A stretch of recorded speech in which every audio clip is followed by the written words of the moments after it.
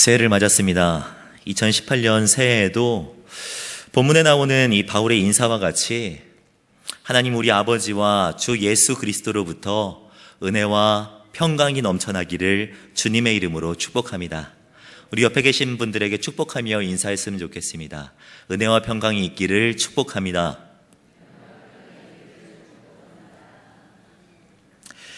사랑하는 사람이 있으십니까? 계속해서 생각날 때마다 고맙고 그래서 나에게 기쁨을 주는 그런 사람이 있으십니까? 올 한 해 동안은 이 빌립보서를 통해 말씀을 나누기 원하는데요. 바울에게 있어서 이 빌립보 성도들이 바로 그런 사람이었습니다.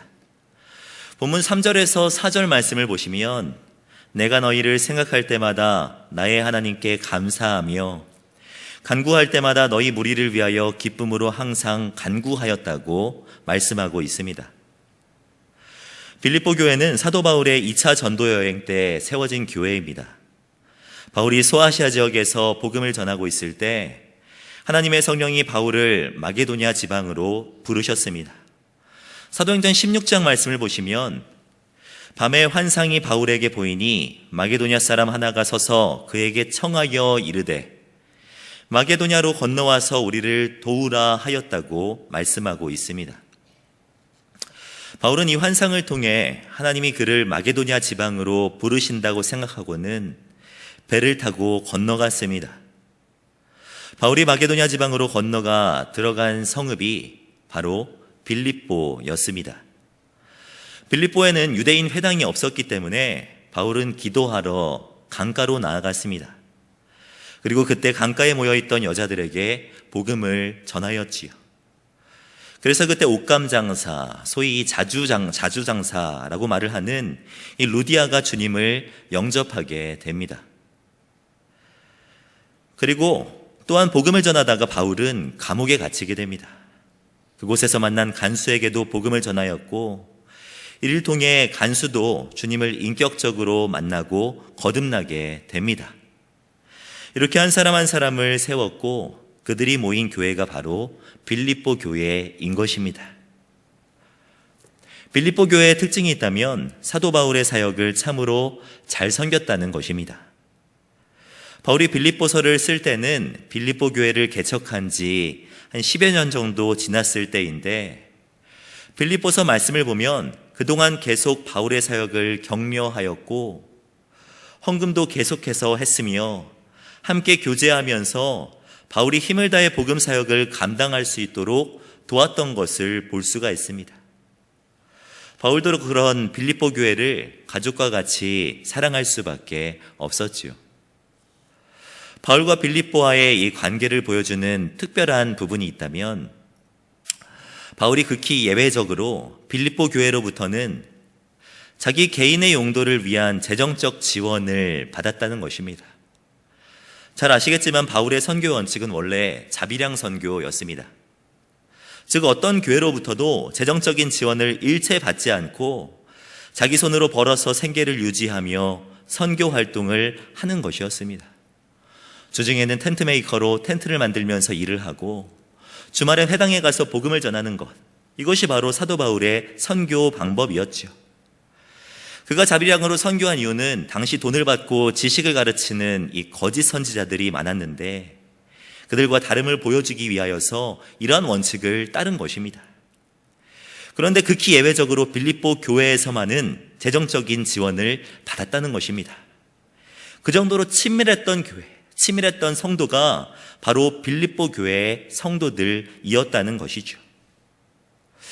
바울이 빌립보 교회를 얼마나 생각했는지 본문에서도 잘 드러나고 있습니다.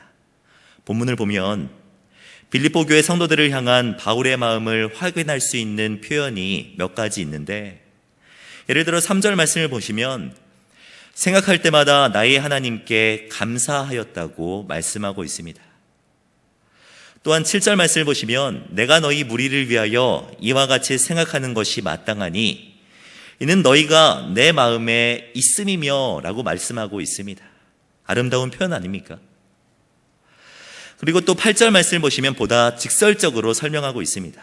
8절 말씀을 보시면 내가 예수 그리스도의 심장으로 너희 무리를 얼마나 사모하는지 하나님이 내 증인이시라 라고 말씀하고 있습니다.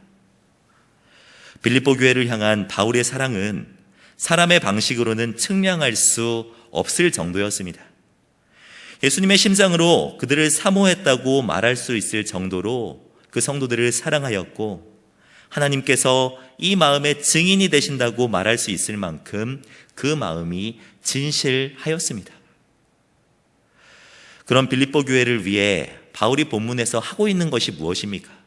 그것은 바로 기도입니다. 8절까지 말씀을 통해 빌립보 교회를 향한 마음을 표현한 이 바울은 이어서 9절에 무엇이라고 말씀하고 있냐면, 9절 말씀의 앞부분에 내가 너희를 위하여서 기도하노라 라고 말씀하고 있습니다. 우리는 이 순서에 주목해 볼 필요가 있습니다. 계속해서 너희가 생각난다, 그래서 고맙다, 너희가 내 마음에 있고 나도 너희 무리를 정말로 사랑한다, 이렇게 고백한 바울은 9절 말씀에 이어서 그렇기 때문에 너희를 위해 기도한다 라고 말씀하고 있는 것이죠. 쉽게 말하면 너희를 사랑하기 때문에 기도한다 라고 말씀하고 있는 것입니다. 사랑하는 사람에게 무엇인가를 해주고 싶은 마음은 누구에게나 있는 것 같습니다. 가능하다면 좋은 것을 주고 싶어 합니다. 부모님은 사랑하는 자녀에게 좋은 것을 주고 싶어 합니다. 그리고 할아버지, 할머니는 자신이 정말 소중하게 생각하는 이 손주, 손자, 손녀, 이들에게 가장 귀한 것을 주고 싶어 합니다. 예수님도 이 마음을 아셨습니다. 마태복음 말씀을 보시면 너희 중에 누가 아들의 떡을 달라 하는데 돌을 주며 생선을 달라 하는데 뱀을 줄 사람이 있겠느냐?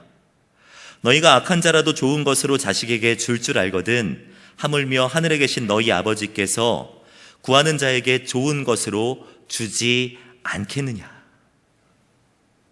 좋은 것을 주고자 하는 마음은 하나님 아버지의 마음이고 사랑하는 자녀를 향한 부모님들의 마음입니다. 바울도 사랑하는 빌립보 교회 성도들에게, 가족이요 자식과 같은 이 성도들에게 가장 좋은 것을 주고 싶었을 것입니다. 그런 바울이 성도들을 위해서 주고 있는 것이 무엇입니까? 그것은 바로 기도입니다. 바울에게 있어서 가장 큰 선물은 기도였던 것이죠. 바울은 기도를 매우 가치 있게 여긴 사람이었습니다. 그가 다메섹에서 예수 그리스도를 만난 후 가장 먼저 한 것이 바로 기도였습니다. 다메섹에서 예수님을 만나고 눈이 멀어 직가라는 곳으로 들어갔는데, 성경을 보면 바울은 직가로 들어가서 기도하는 중이었다고 설명하고 있습니다. 예수님을 만나고 난 후 가장 먼저 한 것이 기도의 무릎으로 나아간 것이죠. 또한 바울이 쓴 많은 서신들을 보면은 사도 바울은 이 기도라는 것을 상당히 강조하고 있는 것을 볼 수가 있습니다. 예를 들어 이 에베소서 말씀을 보시면 모든 기도와 간구를 하되 항상 성령 안에서 기도하고 이를 위하여 깨어 구하기를 항상 힘쓰며 여러 성도를 위하여서 구하라 라고 말씀하고 있습니다. 또한 데살로니가 전서, 우리가 잘 아는 말씀, 쉬지 말고 무엇하라고요? 기도하라 라고 말씀하고 있죠. 바울에게 있어서 기도는 매우 가치 있는 것이었습니다. 매우 중요한 것이었습니다. 사랑하는 성도 여러분, 사랑하는 사람들에게 무엇을 주기 원하십니까? 물질적인 것들, 삶의 지혜와 지식들, 이런 것들도 우리의 삶 가운데 필요하지만 우리가 우선적으로 해야 할 것은 사랑하는 자들을 위하여서 기도하는 것이라는 것을 기억하시기 바랍니다. 성경에 기록된 수많은 믿음의 선진들을 보면 사랑하는 사람들을 위하여서 기도했던 것을 볼 수가 있습니다. 예를 들어 이스라엘의 지도자였던 이 모세를 보면 모세는 사랑하는 백성들을 위하여서 기도하였습니다. 출애굽 과정 가운데 금송아지를 만들어 우상 숭배하여 하나님께 벌을 받게 되고 있는 그런 이스라엘 백성들, 모세는 그런 사랑하는 이스라엘 백성들을 위하여서 이렇게 기도하였지요. 이제 그들의 죄를 사하시옵소서. 그렇지 아니하시오면 원하건대 주께서 기록하신 책에서 내 이름을 지워버려 주옵소서. 사랑하는 백성들을 마음에 품고 기도한 것 아닙니까? 다니엘은 어떻습니까? 다니엘은 어린 나이에 바벨론에 끌려가 포로로 살아갔지만 기도의 끈을 놓지 않았습니다. 다니엘서 9장 말씀을 보시면 그가 금식하며 베옷을 입고 재를 덮어쓰고 주 하나님께 기도하며 간구하기를 결심하였다고 말을 하는데, 다니엘이처럼 간구하고 결심한 것은 바로 사랑하는 그 나라, 사랑하는 그 민족을 위한 기도였습니다. 사무엘은 어떻습니까? 우리가 잘 알고 있는 사무엘의 위대한 고백, 기도하기를 쉬는 죄를 여호와 앞에서 결단코 범하지 않겠다, 이렇게 다짐하면서 사랑하는 백성들을 위하여서 기도하였죠. 사랑하는 성도 여러분, 사랑하는 사람들에게 정말 무엇을 주기 원하십니까? 잭 헤이포드라고 하는 사람이 쓴 이 사랑하면 기도합니다 라는 책을 보면, 기도야말로 사랑하는 사람들을 위한 최고의 선물이다 라고 말을 하고 있습니다. 이 말에 동의하십니까? 동의하신다면 사랑하는 이들을 위하여서 기도의 선물을 아낌없이 주시는 우리 성도님들이 되시기를 주님의 이름으로 축복합니다. 아시는 분들도 많이 계시겠지만 저에게도 사랑하는 사람이 한 사람 더 생겼습니다. 아내의 태중에 아이가 생긴 것이죠. 2017년 약속의 말씀을 붙들고서 기도하는데, 이 예레미야 33장 이 말씀, 수많은 다윗의 자손과 하나님을 섬기는 레위인을 번성하게 하리라 라는 이 약속의 말씀을 기도하는 중에 하나님께서 자녀를 허락하여 주셨습니다. 너무나 감사한 나머지 이 다윗의 자손의 다, 그리고 레위인의 레, 이걸 따서 태명을 다레라고 지었습니다. 다레. 근데 신기한 것은 다레를 이제 마음에 품고서 살아가는데 저도 모르게 다레를 위한 기도가 계속해서 나온다는 것입니다. 새벽 기도에 나와서 기도를 하다 보면 성도님들을 위해서 기도하다가도 자녀를 위해서 기도하게 됩니다. 말씀을 준비하다가도요, 다레의 이름이 생각나면서 다레를 위해서 기도하게 됩니다. 길을 걸어가다가도, 삶을 살아가다가도, 이 다레는 어떻게 생겼을까? 키는 클까? 클 수 있을까? 머리숱은 많을까? 하는 마음을 가지고 다레를 위해서 기도하게 됩니다. 왜 다레를 위해서 기도하게 될까요? 다레를 사랑하기 때문이지 않겠습니까? 사랑하는 성도 여러분, 사랑하는 분들을 위하여서 정말 무엇을 주기 원하십니까? 바울과 같이, 모세와 다니엘과 같이 정말 소중한 가치 있는 이 기도를 선물하는 우리 성도님들이 되시기를 주님의 이름으로 축복합니다. 입으로만 가치 있다고 말씀하시는 것이 아니라 정말 가치 있는 이 기도를 사랑하는 사람들에게 선물하는 우리 사랑하는 성도님들 되시기를 주님의 이름으로 축복합니다. 기도하는 것만큼 시급한 또 한 가지의 주제가 있습니다. 그것은 우리가 무엇을 위하여서 기도해야 하는가입니다. 본문 9절 이하의 말씀을 보시면 빌립보 교회를 향한 바울의 기도가 기록되어 있는데, 우리는 본문에 기록된 바울의 기도를 통하여서 무엇을 위해 기도해야 하는지, 우리가 해야 하는 기도 제목 3가지를 발견할 수가 있습니다. 우리가 해야 하는 기도 제목 첫 번째는 무엇이냐면, 사랑이 더 풍성해지도록 기도해야 한다는 것입니다. 본문 9절 말씀을 보시면 바울의 기도가 있는데, 우리 9절 말씀을 함께 읽어보겠습니다. 시작. 내가 기도하노라 너희 사랑을 지식과 모든 총명으로 점점 더 풍성하게 하사. 사랑의 풍성함을 위해서 기도하고 있는 것 아닙니까? 사랑은 성경 곳곳에서 강조하는 성경의 핵심적인 가르침 중에 하나입니다. 아무리 강조해도 부족하지 않은 이 사랑은 이 땅을 사는 사람들에게 필요한 핵심이기도 하지요. 성경은 이 사랑에 대해서 매우 강조하고 있습니다. 예를 들어 고린도전서 13장 말씀을 보시면, 그런즉 믿음, 소망, 사랑, 이 3가지는 항상 있을 것인데 그 중에 제일은 무엇이라고요? 사랑이라고 말씀하고 있습니다. 로마서 말씀을 보아도 피차 사랑의 빛 외에는 아무에게든지 아무 빛도 지지 말라. 남을 사랑하는 자는 율법을 다 이루었느니라. 갈라디아서 말씀에도 온 율법은 내 이웃 사랑하기를 내 자신과 같이 하라 하신 말씀에서 이루어졌다라고 말씀하고 있습니다. 그리고 고린도전서 말씀을 보면 우리에게 권면하고 있죠. 함께 읽겠습니다. 시작.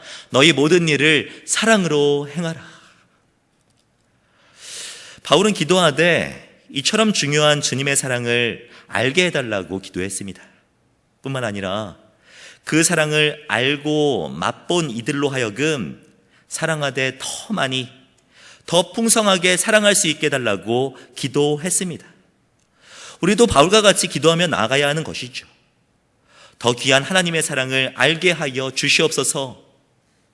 그리고 그 사랑이 날마다 내 안에, 내가 사랑하는 이들 안에 더 풍성해지게 하여 주시옵소서. 기도하며 나아가야 하는 것이죠. 우리는 한 해를 지나보내고 새로운 해를 맞이할 때마다 하나님을 더 많이 사랑하는 사람이 되어야 합니다.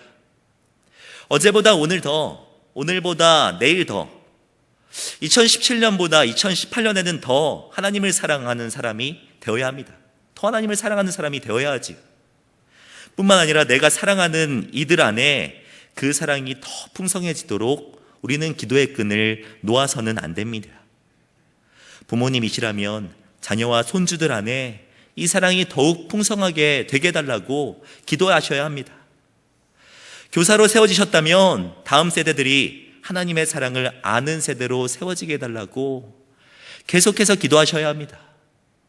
성김이시라면 모든 사랑방원들 안에 사랑으로 가득 채워지게 해달라고 계속해서 기도하며 나아가셔야 하지요.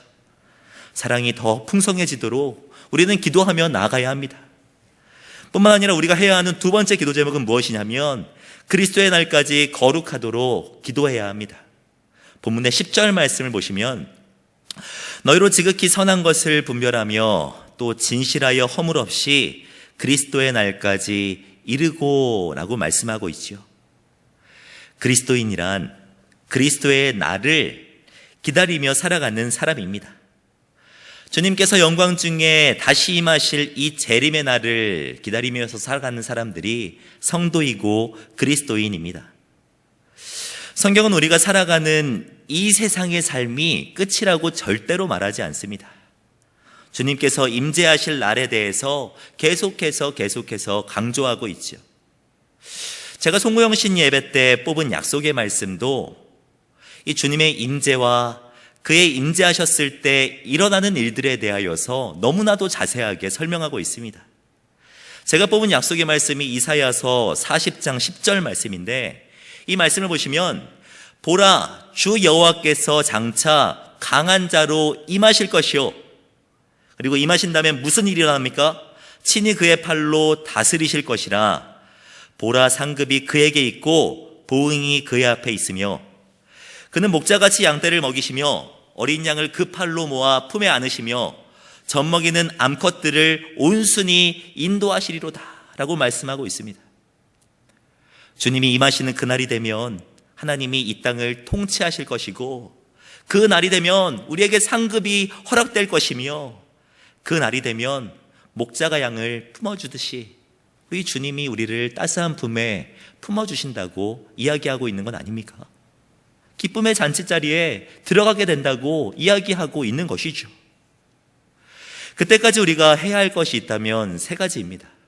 본문 10절에서 말씀하는 것과 같이 선한 것을 분별하며 살아가는 것, 진실하게 우리의 삶을 지켜나가는 것, 허물이 없도록 나 자신의 삶을 잘 지키며 살아가는 것, 그리스도의 날까지 거룩함과 순결함을 지키며 살아가는 것이 우리가 주님 만날 때까지 해야 할 일인 것이죠.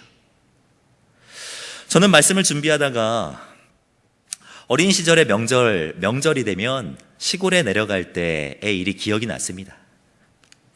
어린 시절이 명절이 되어 시골에 내려갈 때가 되면 설레이는 마음을 금할 수가 없었습니다.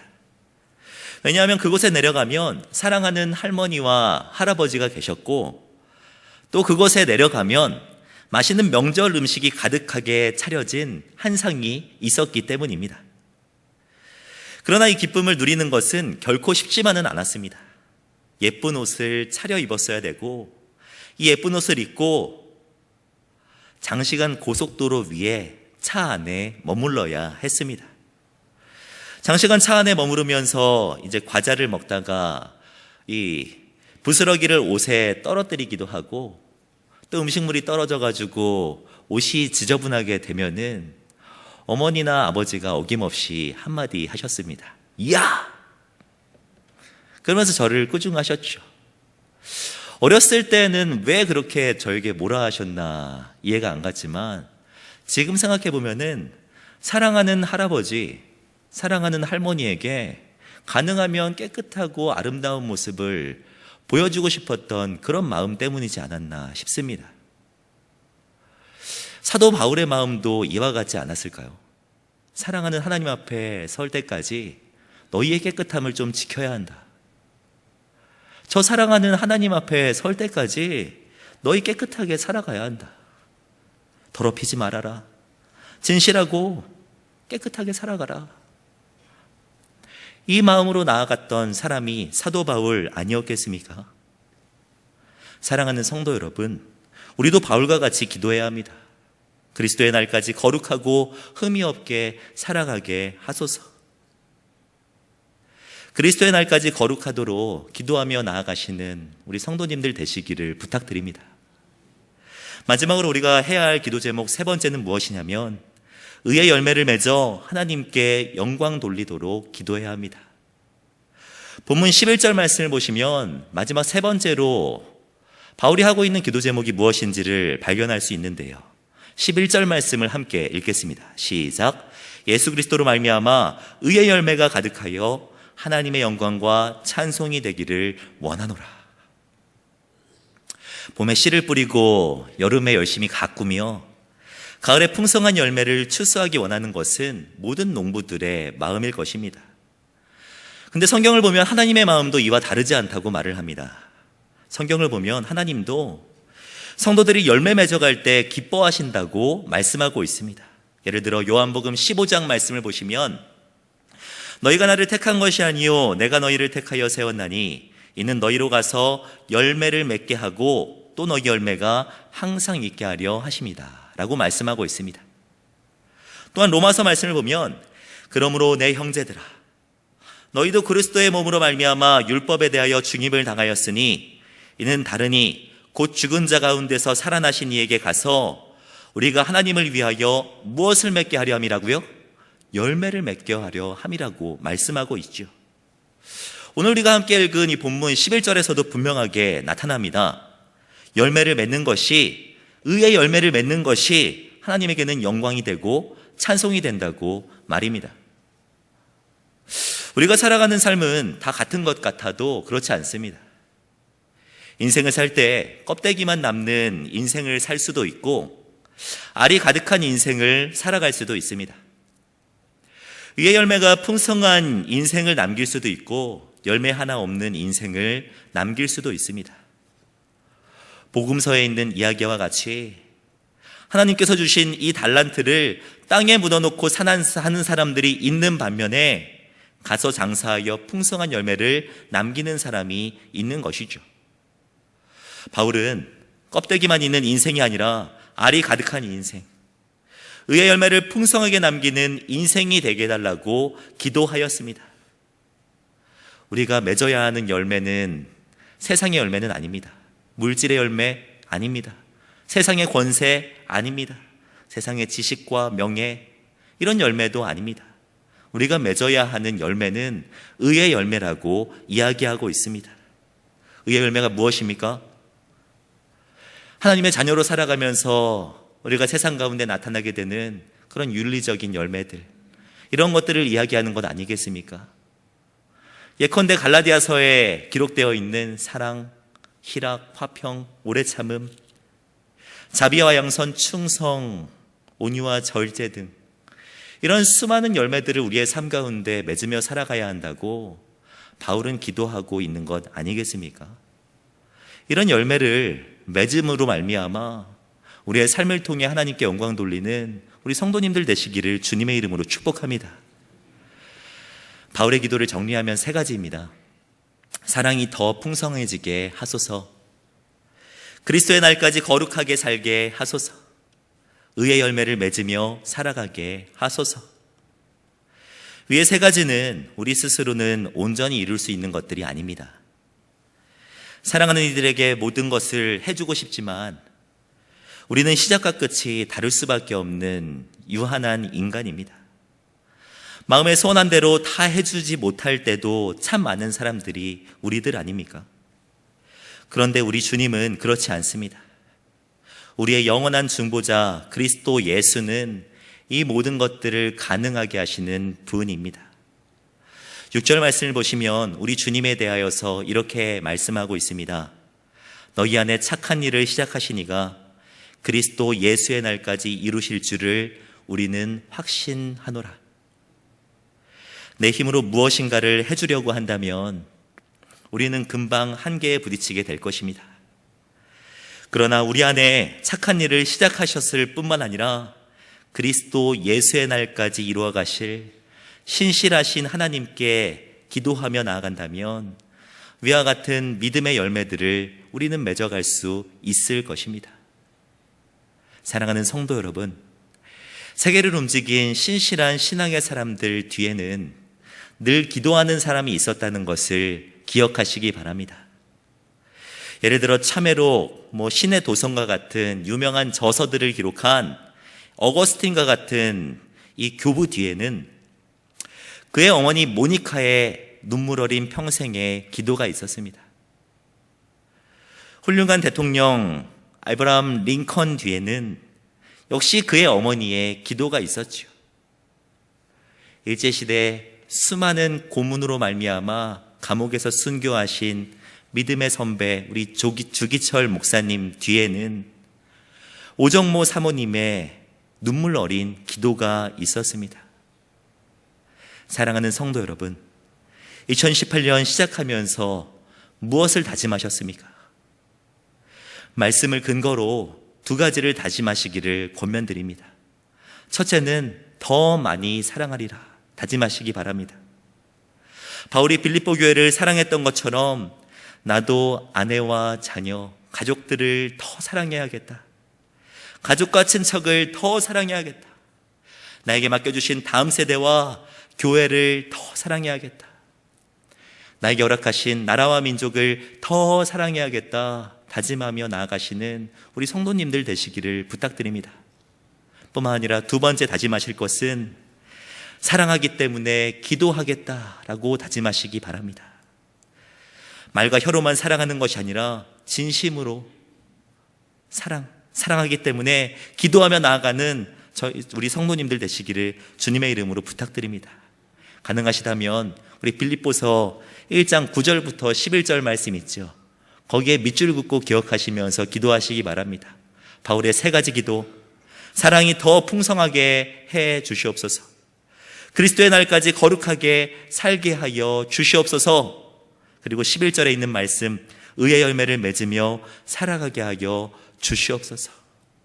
사랑하는 이들을 위하여서 이렇게 기도하심으로 말미암아 주 안에서 신실하게 세워져 가는 것을 눈으로 목도하시는 그런 복된 한 해가 되시기를 주님의 이름으로 축복합니다. 기도하겠습니다. 우리를 주님의 자녀요 백성 삼아주신 은혜에 감사드립니다. 나에게 허락하신 자녀요 가족, 교회, 동역자들을 더욱 사랑하게 하여 주시옵소서. 바울이 빌립보 교회 성도들을 사랑했던 것과 같이 나에게 맡겨주신 영혼들을 진심으로 사랑하게 하여 주시옵소서. 뿐만 아니라 그들을 위해 기도하는 우리들이 되게 하여 주시옵소서. 말과 혀로만 사랑하는 것이 아니라 진심으로 마음에 품고 기도하고 또 기도하고 또 기도하여서 하나님의 일하심을 바라보게 되는 복된 한 해가 될 수 있도록 인도하여 주시옵소서. 감사드리며 우리의 구원자 되신 주 예수 그리스도의 이름으로 기도드립니다. 아멘.